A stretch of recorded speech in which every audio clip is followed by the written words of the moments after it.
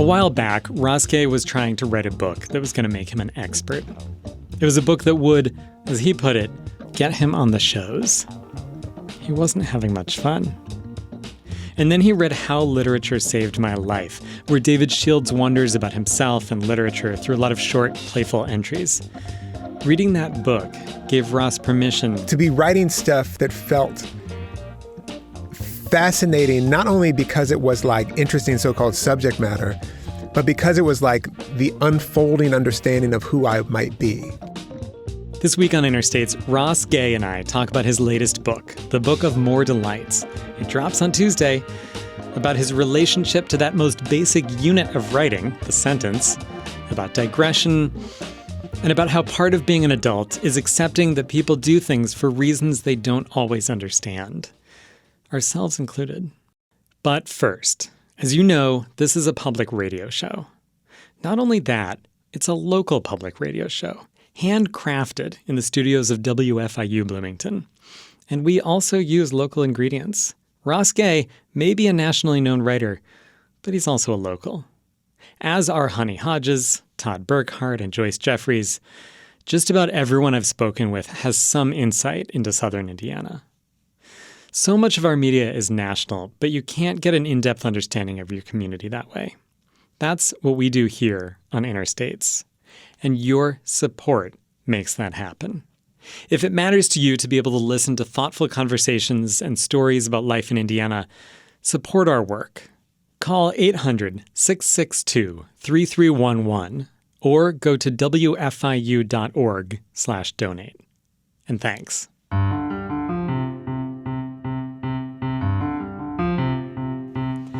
Okay, let's get to it. In Annie Dillard's book, The Writing Life, she tells us a story about a famous writer visiting a college campus.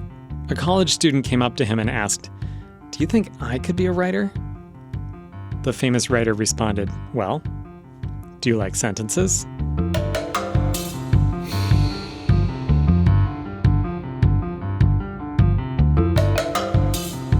Dillard goes on, "If he had liked sentences, of course, he could begin. Like a joyful painter I know. I asked him how he came to be a painter. He said, I liked the smell of paint." I thought of this story because a few weeks ago I was chatting with Ross. If you listen to the show often, you probably know him. He's been on a good bit. And if you don't listen to the show, but you read books, you also have a good chance of knowing him, since he's written a bunch of them, including Catalog of Unabashed Gratitude, The Book of Delights, Inciting Joy. Anyway, Ross and I were chatting, and he asked if I'd read any good sentences lately. It was not a surprising question coming from Ross. As a writer, Ross seems especially interested in the sentence as a form. I would think most writers would be. Remember what Annie Dillard said a second ago. But Ross especially. Along with very digressive sentences in his essays, he's got a book-length poem, Be Holding, that consists of one long one that actually never ends. I used to love writing long sentences, but I don't do it so much anymore, because these days when I'm writing, I'm usually writing for you, dear listener, and long, convoluted, or just digressive sentences are harder to follow. Which is to say, it might have been envy that made me want to talk about long, convoluted sentences, and short ones too, with Ross. So I just wonder how you're thinking about sentences these days. It's such a great question. And I do think audience is a big thing about it. Like when you talk about it, in a way, it doesn't have to do anything with the audience's desire or anything or relationship to the sentence. It more has to do with like sort of the way that they're taking the sentence in, I guess. And I learned that so acutely this year when I was reading The Delights for the audiobook. And I have all of these parenthetical, sometimes long parenthetical things, and they're like, you might call them mini digressions. But on the page, they're just fine. and when I'm reading them out loud, I realize like, oh, these are not that easy to read, to communicate. Like I'll kind of introduce in the middle of a sentence an idea, and then the sentence goes on and on and on. And that idea, because it wasn't a parenthetical, it sort of juts through. It's just like, it's hard. It's hard. And so it made me think, and I changed some of them for the audiobook. Like I kind of revised them a little bit.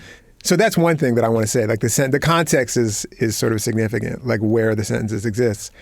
That being said, I'm really, really interested in the ways that our thinking is documented.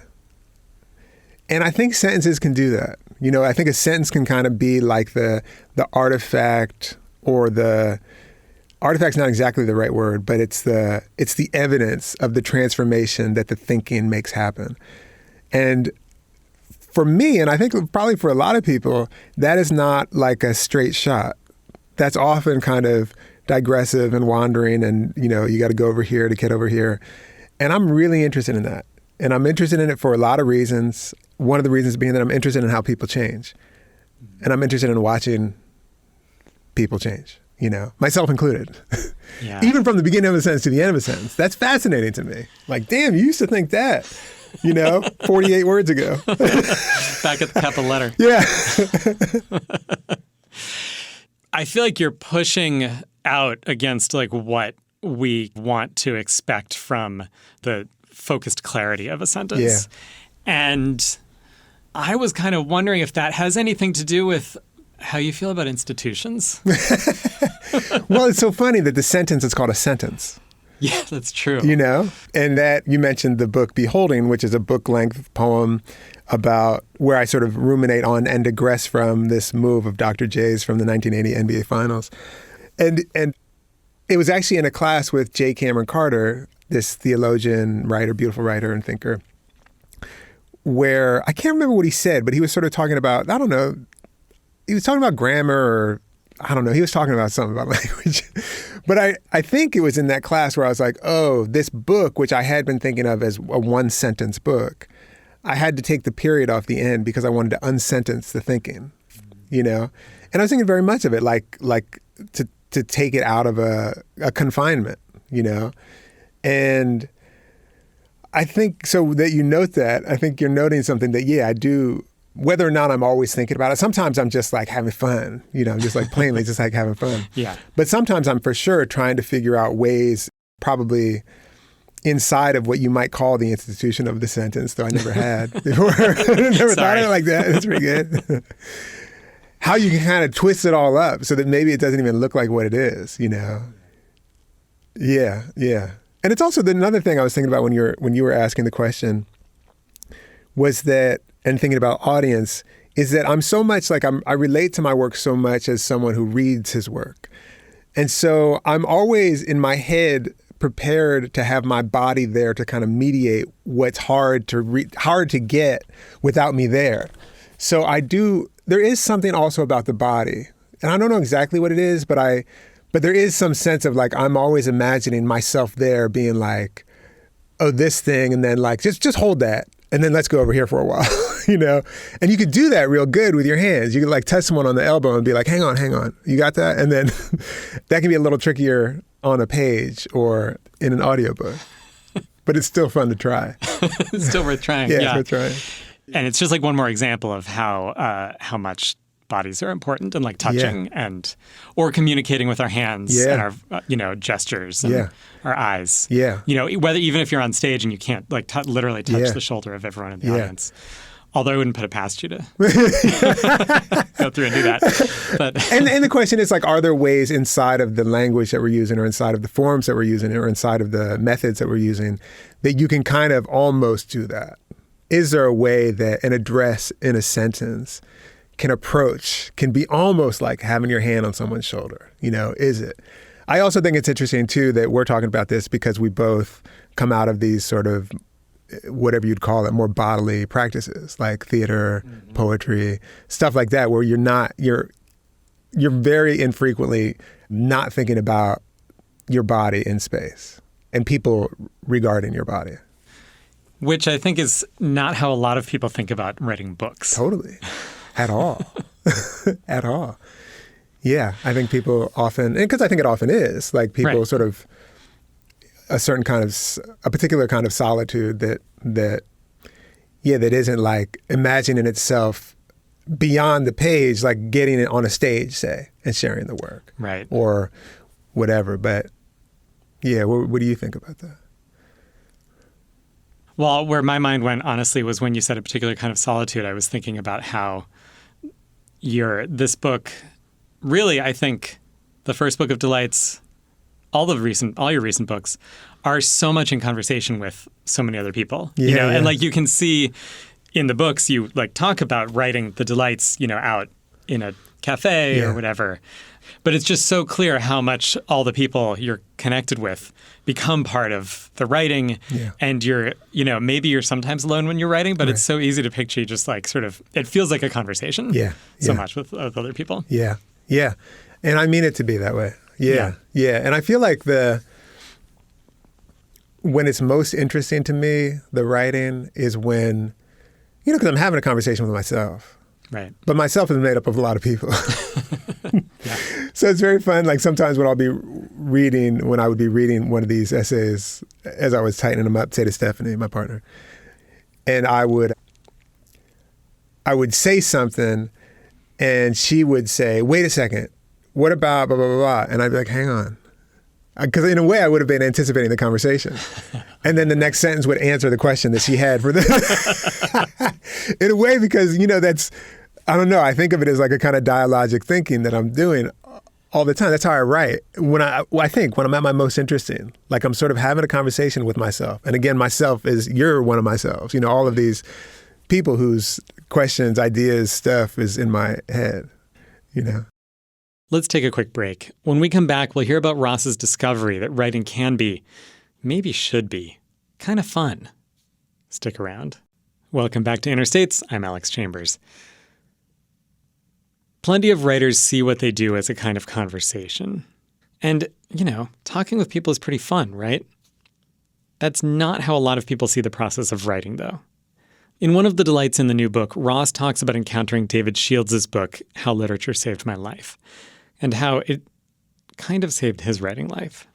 It's so interesting. I feel like I was introduced to this book.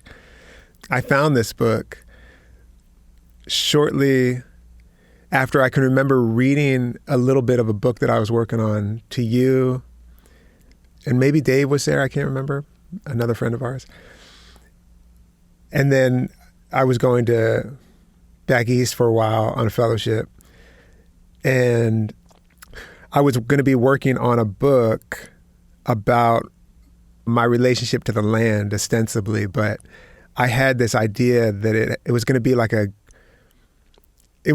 a really authoritative book about Black farming and about like history and about X, Y, and Z.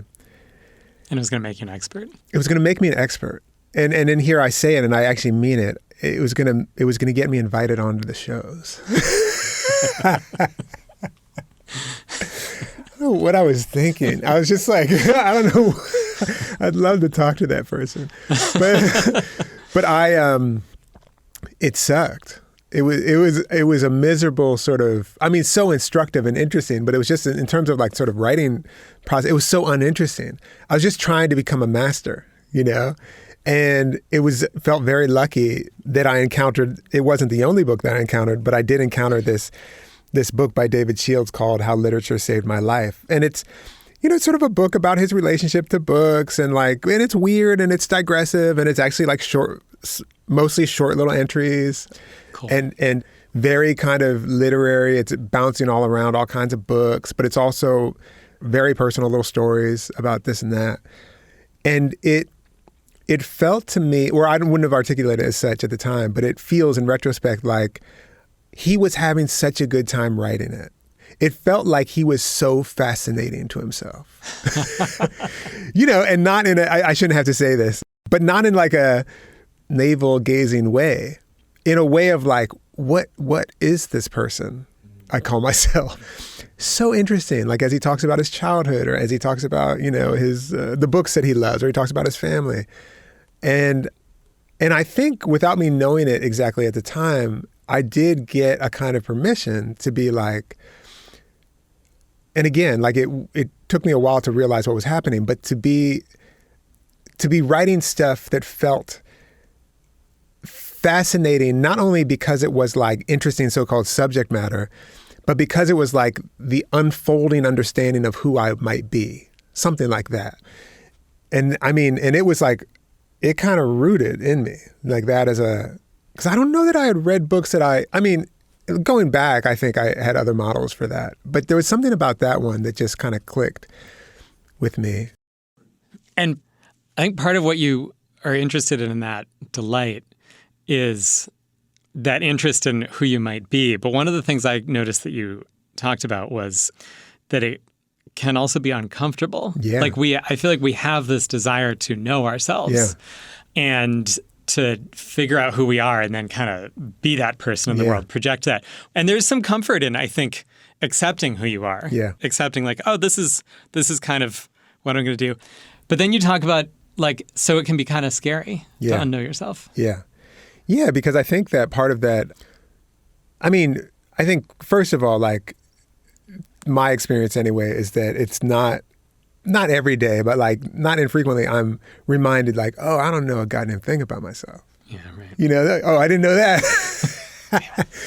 And that feels like, you know, to me, that feels like part of being an adult. And part of being an adult is realizing like, oh, we don't understand ourselves. We don't understand our motivations or sometimes even our desires. We probably understand a lot of them or plenty of them, but to imagine that we're completely known to ourselves. And also a little bit like to have that as I was parenthetical digression, whatever, Great. to have that as an aspiration to get to the end of oneself.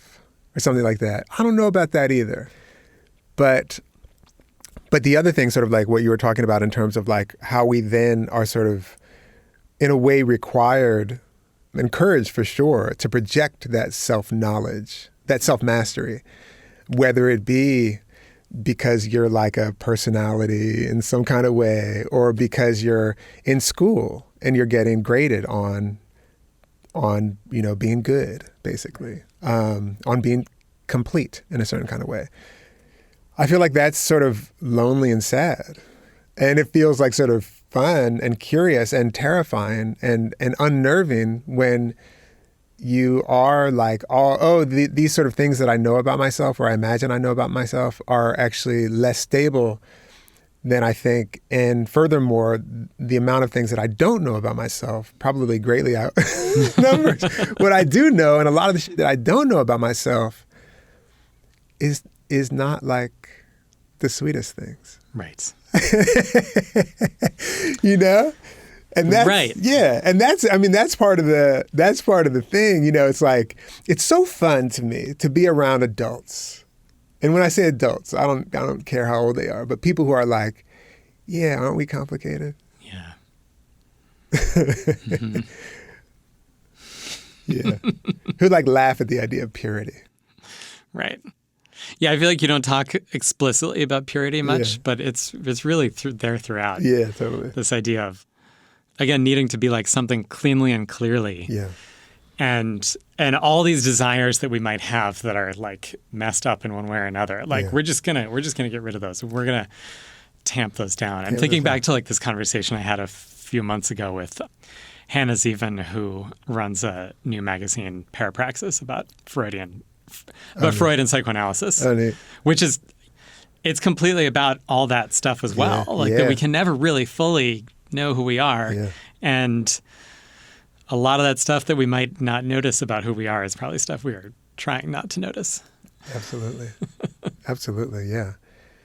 And the other thing about like that, which I think is really important to be like, oh, right, like I'm a really complicated person. One, of course, if we acknowledge that to ourselves, but also sort of, I think it permits a kind of understanding of other people that, again, to me, feels like a way more sort of satisfying way of being alive as opposed to the alternative, which is like, let me not notice what about myself is, let's say, unpleasant.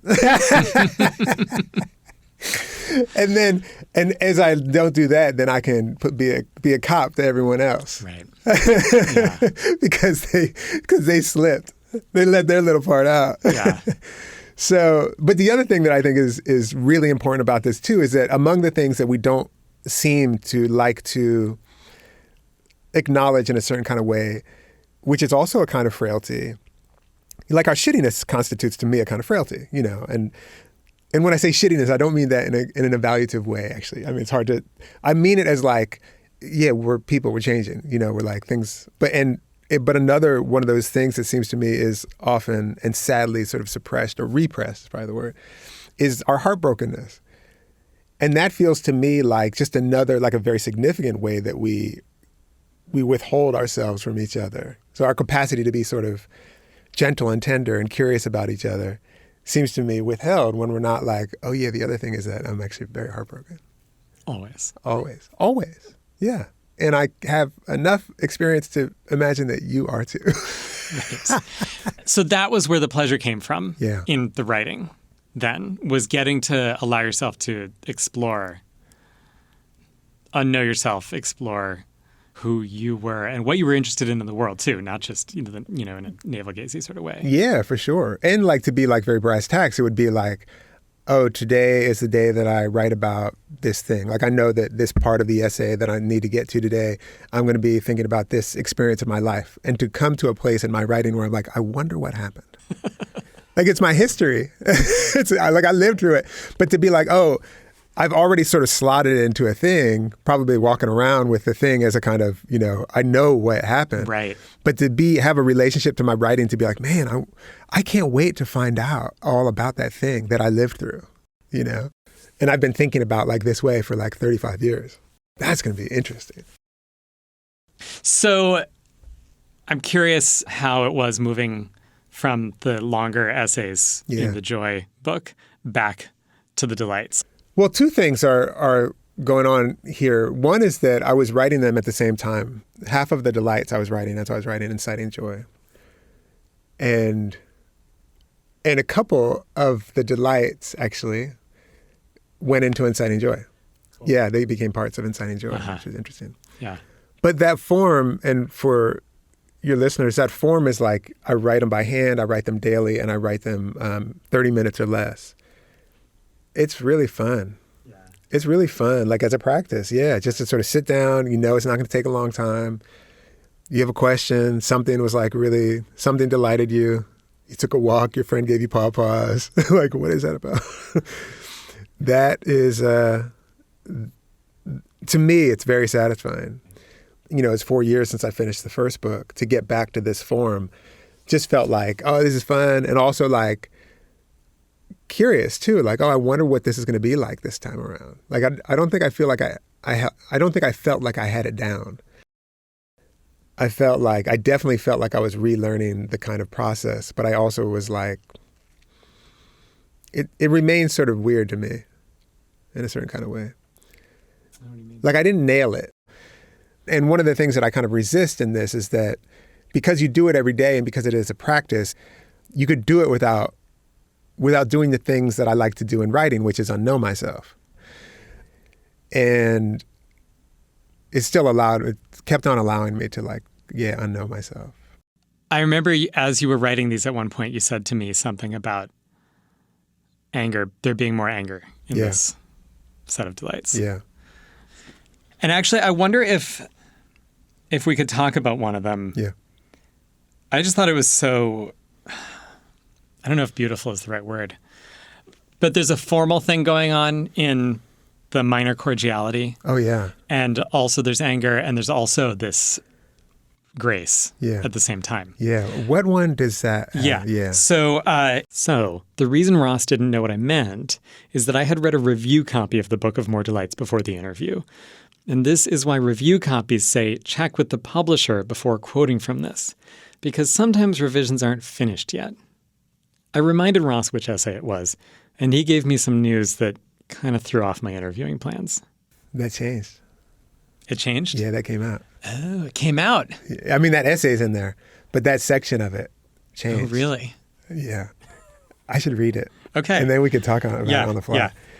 And this is actually a really good example of how the form remains strange to me in a way, because these versions are different enough that you can see that the revision process, that there was, that it was sort of like the form didn't confine the amount of revision that could happen. The form didn't. It was like, these are sort of, in a way, like the beginnings of these longer, potentially meditations or more difficult meditations, or often meditations that I don't yet even know how to do. Yeah. This one is called The Minor Cordiality. There's a species of human I so adore, I realized, I felt, as I drove today by an old farmhouse on the corner of the bottom of a big hill. And the species of human in this case was in the shape of a big burly fella in overalls with long stringy hair and a bountiful beard who, leaning forward on his rocking chair, tossed a wave at me in the shape of a peace sign, along with a little butterfly of a smile.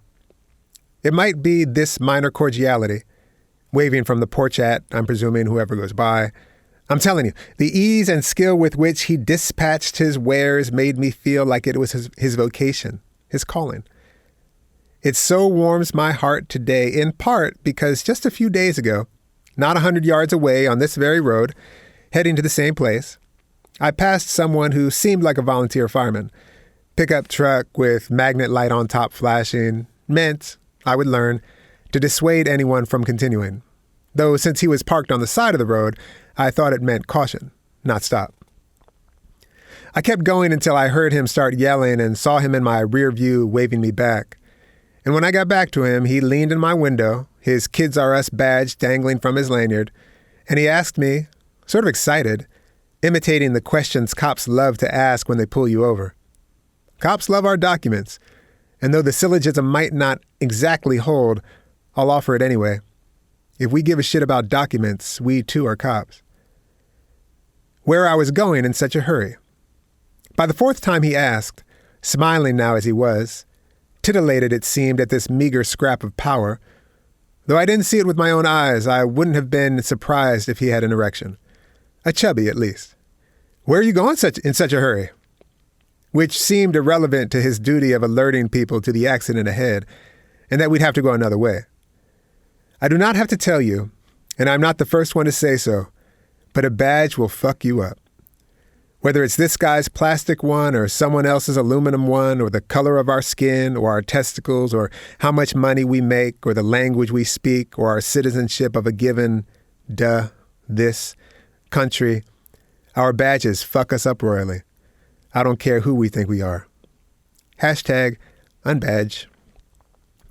Anyhow, after I grumbled, I'm going to the supermarket, I spent the next 2 hours fantasizing that I'd said, none of your goddamn business, or eat me, or your mama's. And because I didn't say any of those things, I was stuck also fantasizing about mauling this dude, who, from this angle, looked to me like the second-string center on my 1990 JV football team, yanking his badge from his milky neck, slinging him to the ground, stomping him a little bit. I don't actually know if you can stomp a little bit. And as he's crawling away, like a cherry on top, out of a Cormac McCarthy novel, asking him where he's going so fast. Friends, here's the thing. I've spent a good while, not inordinate, but far more than the allotted 30 minutes in which I tried to corral these thoughts, first draft, yes, trying to get my head around this not quite blow-offable rage. So fully formed, so embodied, hair trigger, you might say, even if the trigger is on a rage that stays most often pointed inward. That it seems to come from the long memory, epigenetic seems again the right word, of badged motherfuckers telling my folks where they can be and where they can't, what they can do and what they can't.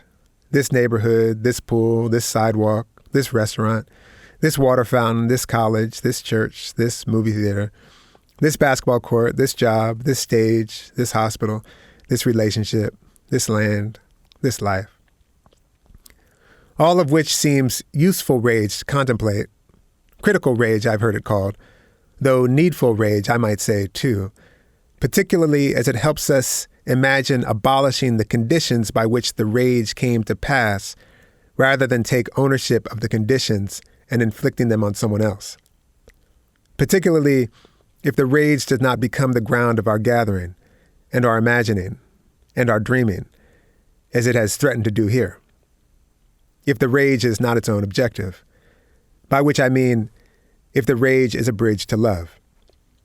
There is a reason an alternative title for this book is The Book of Despites. In addition to the porch wavers and their ilk, the hat tippers, the head nodders, the thumbs uppers, and fist pumpers, are whoever makes it their business, often, but by no means only, people working in diners, post offices, laundromats, cafes, supermarkets, bookstores, bakeries, train stations, etc., to call us baby, or babe, or honey, or sweetheart, or love. There are angels in this world who call people they don't know love. Some of them, and this makes my heart a flock of giraffes, a gaggle of manatees, are like 20 years old. Sugar sometimes too, people say. Along with pal, or cousin, or brother, or youngblood, or here in Indiana, and this I had to check wasn't fighting words, for I'm really not from here, bub. Bub means pal. It means friend. Or what's good, which might be one of the subtitles of this Book of Despites. And who, in the busy cafe or bakery or Vietnamese joint or pizzeria or library, seeing you seen there are no more seats, invites you to sit at their table, simply by pointing or moving their stuff or pushing the chair out with their foot, and probably smiling. Who smiles at you, and who lets you merge when you're driving, and who holds the door at the elevator, who asks, could you use this? And who stays with you when they see you need help, and who tracks you down to give you the wallet you left on the train, and who helps when your doggy takes off, and who swipes you in when they see your ticket's not working, and who stops when you blow a tire or the radiator's shot, and who gives directions when you ask, and who walks you there. It both goes bigger and more specific. Yeah. In terms of what the rage is about. Yeah. But then it also doesn't go into this other story. Yeah. Which feels like another kind of writing thing, particularly about this is a writing thing. It feels like that's a story that's so interesting to me, the part that got cut out. And basically, my friend Brooke she's a director, and she was putting on a show at La Mama in New York. And I had been helping them load in the set all day. And as I was getting ready to go in, because I was comped in, because I was effectively part of the crew, the dude taking tickets under his breath said something like, these people are always trying to get in for free. And I like lost my mind. I was, there's like a handful of times where I was like close to like, strangling a stranger. And that was one of them. And I was like, it just, boom, it pushed a button so hard. And a button in a way, like I feel like I got closer to articulating what that button might actually be. It's not just like someone, hurt my feelings. It's almost like, damn, like the way that triggered something for you. In this new version of the essay, I'm like, yeah, that's not just about you.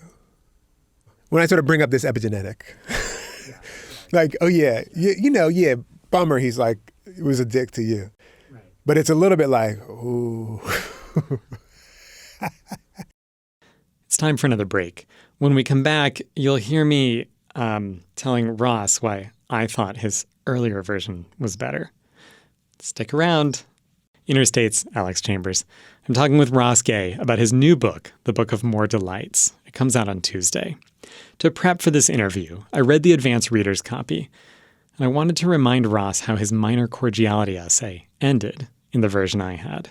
You said my pointing finger, too, was very close to his face. I remember him wincing a little and looking into the sky and blowing his smoke out the side of his mouth, away from me. Motherfucker, you better, I was glaring. In fact, he was leaning away from me, a little braced for what might be about to come, for what was oncoming. And God, I bet you he just wanted to be left alone. You know that feeling? It's pretty good. It's a good ending. It's pretty good, yeah.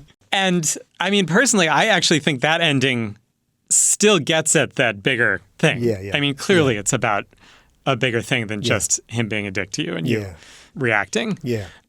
I don't know. I think what I liked about the original, and I don't know as an interviewer if it's like I'm allowed to critique your change. Oh, please do. Please do. You probably won't have a lot of chance to do that, No, it's true. It's true. Yeah. What I liked about the original was that I feel like I've seen you talk about fantasies of doing something rageful. Yeah. This was an actual moment where we heard an anecdote of you just about actually physically doing something. Yeah. And then it turns at the last second it turns to what that guy's experience was also. Yeah. And is also reflecting and reverberating with this bigger idea throughout the book, too, about how we're all complicated. Yeah. And like we all mess up. Yeah. And that's not, I mean, he was channeling something that is cause for legitimate epigenetic rage. And also he was a person. Yeah, totally. Yep, absolutely. Yeah. So that's why I like the original ending. Yeah. This is a good like writerly thing too, which is that wasn't the original either, by far. By far. That makes sense. You know, like trying to figure out like where it was getting to, I brought the whole thing with about the theater in. So that was a way to kind of like, in a way, unknow the experience. You know, I just had the experience. I had the delightful experience. Then it sort of led me to be like, well, why is this so delightful? And then it led me to this story with Brooke. But it took me a while actually to try to figure out like, oh, what's a good example of the opposite of that minor cordiality, like the minor shittiness. Right. And that's, you know, as you know, it's a good example. And the way you pointed out makes me think, it's a better example than I thought too, because it does it puts the guy on the hook, but it also, it just shows the thing of like, man, a little bit everyone wants to be left alone. Yeah, I feel like it puts the guy on the hook. It puts you a little bit on the hook too. Yeah. And then shows this kind of parallel experience. Yeah. Even if at the same time, there's still the history of brutality enfolded into all that. Yeah, sure. In another delight called The Complimentary Style, a server at a cafe compliments him on his style. And at first you're like, hey. And then you kind of notice that she's complimenting everyone. And you're like, is this just kind of a thing? And you end with, at least in the draft that I have, the version I have, you end with your massage therapist saying to you, you're always smiling, aren't you? Always have that big smile. I wonder what's behind that. Well, I think that's such a great question, in part because it feels to me like a really useful question for a number of reasons. Like I think it feels like it's useful to be like, are you in fact always smiling? And why? Are you always happy? I'm not always happy. I think I'm probably not always smiling too. But in that context, she was probably like, I was just like beaming. And you know, like I don't know what else was going on, but it felt like, it feels like a really interesting conclusion to an essay in which I'm sort of wondering about the kind of utility and maybe like a little bit like the manipulativeness maybe, and also the survival, the need to sort of appeal in a certain kind of way. And this is a book called The Book of Delights. And what I think is very interesting about this book called The Book of Delights, Book of More Delights, is that they're often not delightful. They're threaded through with things that are undelightful. At the same time, it's so interesting to me, there's a certain kind of sometimes response to those essays, and we've talked about this, that you would think that they're just delightful. Like you might get the impression, like even as I'm reading like, you know, some reviews for this book that's about to come out, I'm like, damn, I wonder if they read past like number 13. And of course, always there are very good readers of and interesting reviews and commentaries on the book. But there is something about that, and I don't know exactly what it is, but I felt like that thing of like, oh, you're always smiling, I wonder what's behind that, has some kind of vibration against the idea of the Book of Delights. Maybe implied is like, yeah, there's something behind that. One of the complications that I think comes up a lot when you're using your own life as material, writing about yourself, and writing in the kind of very personal voice that Ross does, as you heard, one of the complications is that people get a sense that who you are on the page is who you are, which is not to say that the narrator is a complete fiction or lie, but that the Ross on the page is one that he's constructed. I've had this experience where people haven't seen me for a little while, they've read the book, and then they see me and they like look at me like they know me differently, or they don't know me because they've been so with me, but they haven't seen me for like, and that's a feature of I think the fact that it is sort of diaristic, chronological, the voice, It's sort of Very personal. The very personal voice. Like all of those things that we're talking about, that kind of like trying to be in conversation with you while I'm on the page. But there is this other thing which I cherish, and it's called privacy. And I feel like the older I get, the more I cherish it. And it might be the more that I witness its obliteration, the more I cherish it. So anyway, so that's absolutely the case. Like whenever I'm writing quote unquote personal essays, probably built into them is going to be like tremendous privacy. I think that's probably the case.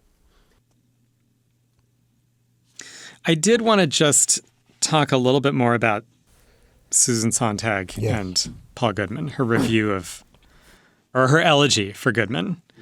Can you just talk about what you got from reading that? Yeah. Susan Sontag has this beautiful elegy for the writer Paul Goodman. And it's in her book, Under the Sign of Saturn. And in it, I think what's so moving to me about it is that I think early on in the essay, she's away, she's maybe in like France or something, and she's like writing, and she has very few books. She's sort of like intentionally having very few books, as I recall. But one of the books she always has like a Goodman book, I'm pretty sure. I don't know if it was Growing Up Absurd, but some Paul Goodman book. And by the end of the essay, we learn that she considers him the most important American writer. But early on, she also says that the first couple times that they met, he was a dick. And she kind of suspects that he was like, just wasn't taking her serious because she was a young woman. And she doesn't get out of thinking that. She's not like, nah, that wasn't it. She's kind of like, yeah, I think, as I recall in the essay, she was kind of like, yeah. And then she goes on to sort of laud his writing and what he meant to her as a public intellectual and a figure, and there are all of these things. And among those things is that he was openly gay or bisexual in, maybe in the 50s or something. He was a writer who did not, quote unquote, stay in his lane. He wrote about, like psychology. He wrote about pedagogy. He wrote about sort of social culture stuff.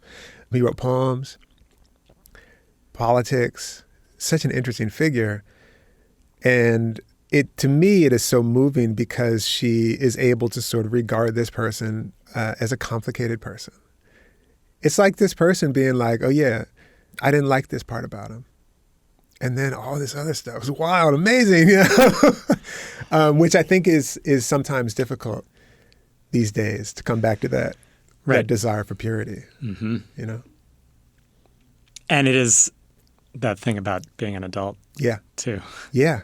It feels like really refreshing to me to witness, I think grown, I think of people who are grown, who are like able to be like, witness that people are not everything about everyone is something that you're going to admire. Yeah. And the problem too with, the obverse of the kind of canceling of people or like saying, oh, this person's completely horrible is the other side of it is like, oh, this person's just great. Yeah. And doesn't have any problems. Yeah. Which is also like, to me, a kind of an ungrown way of, imagining creatures. Creatures. Yeah, it just doesn't make any sense. It doesn't make any sense. It makes sense that it makes perfect sense that we might aspire to present that way. But it makes no sense in terms of like knowing ourselves or each other. Or just like, being a person. Yeah. Knowing the many things that I have been in the course of this last month. Not all of them great. Not all of them great. I'll tell you what. So that's like it's a beautiful elegy. And not only for that reason, but also because she does say this thing about Paul Goodman, which is like, he was sort of in and out of favor as a public intellectual too. Because he wasn't like towing a line, seemed like. He sort of had these ideas, and he was what I think of as like a proper kind of public intellectual. he was thinking. And he wasn't like, oh, shoot, I better not say this because I'm not going to get on MSNBC anymore. Yeah. He was like, nah, these are the ideas I'm having. This is what I'm seeing. Right. Yeah. Yeah. Not trying to be liked. Not trying to be liked. Yeah. Yeah. In some way, that liked thing, and I don't know what it is, it's another show. It'll take a longer conversation. But that liked thing and that privacy thing overlap too. Absolutely. I was thinking the same thing. When you just said there's a bunch of stuff you've been in the past month. Yeah. And I was thinking that's not exactly what the privacy is about. No. It's not about hiding all the ways we mess up. No. That's a different kind of, that's a messed up kind of privacy. Yeah. It's great. And that's right. And that's like how is it different, actually? Well, I think it's different. I do too, for the record. Because the way I see it is when you just said there are all these different ways like I've maybe messed up or been someone who's not a person I might be like proud of showing to the world in the past month. I'm not trying to say that what it should be is just putting all those out there. Yeah. But that the privacy you're talking about isn't about hiding all the ways we mess up. I know. Well, to some extent, it's like the part of this thing, like, because we do think of privacy, it's like, it would be nice not to have all kinds of corporations have information about what you look at on the internet to be guiding what you might want to buy. Sure. That'd be really nice. So in some way, like part of the privacy is like, no, you don't get to come in my house so that you can manipulate me. Mm-hmm. You don't get to determine my choices. You don't get to know how I make my supper. If I want you to, you can. There used to be all of these. Used to be. Even as I say used to be, I also sort of want to acknowledge, like, I think maybe, or maybe not, but like the idea of like the sanctity of one's interiority. Not to mention like what I'm going to do. Like, what, it's none of your business. That whole thing, like, none of your business.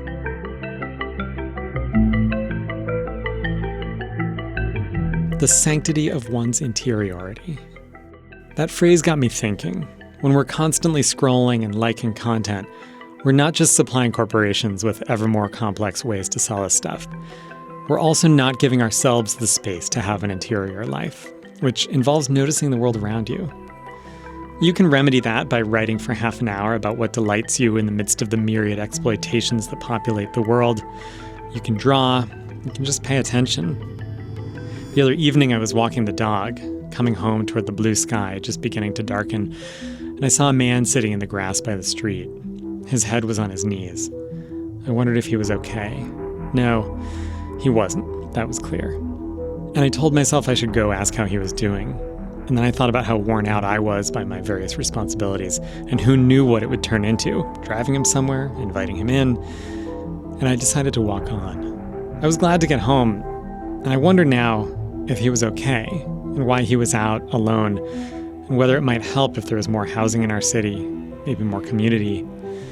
And later, I sat down and wrote about it for a few minutes. And I found myself wondering, too, whether I could become the kind of person who stops to help. Look, the fact that I sat down and wrote some sentences didn't help the guy. But I might not have given it any thought at all if I hadn't sat down to wonder about who I was, and who I might become, and what the world could become, too.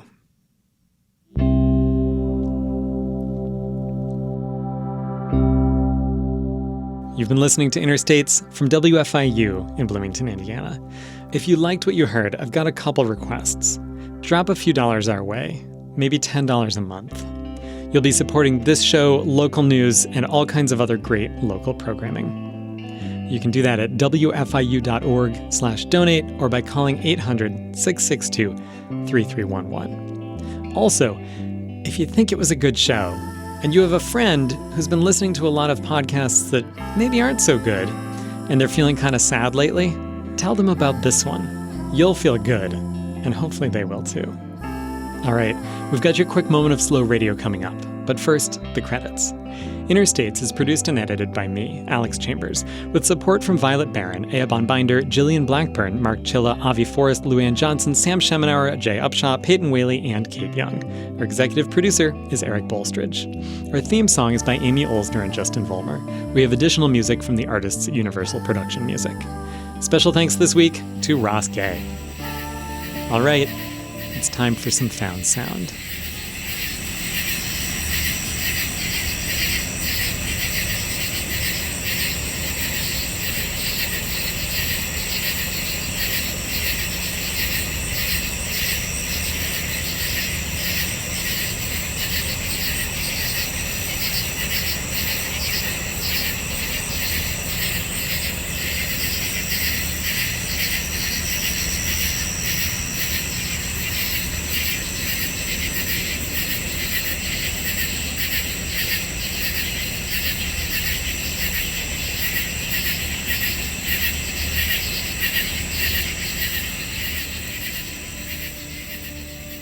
That was 1 a.m. on the hottest night of the year, recorded by Patsy Ron. Thanks, Patsy. Until next week, I'm Alex Chambers. Thanks, as always, for listening. Riding back at the top of the hunter's moon.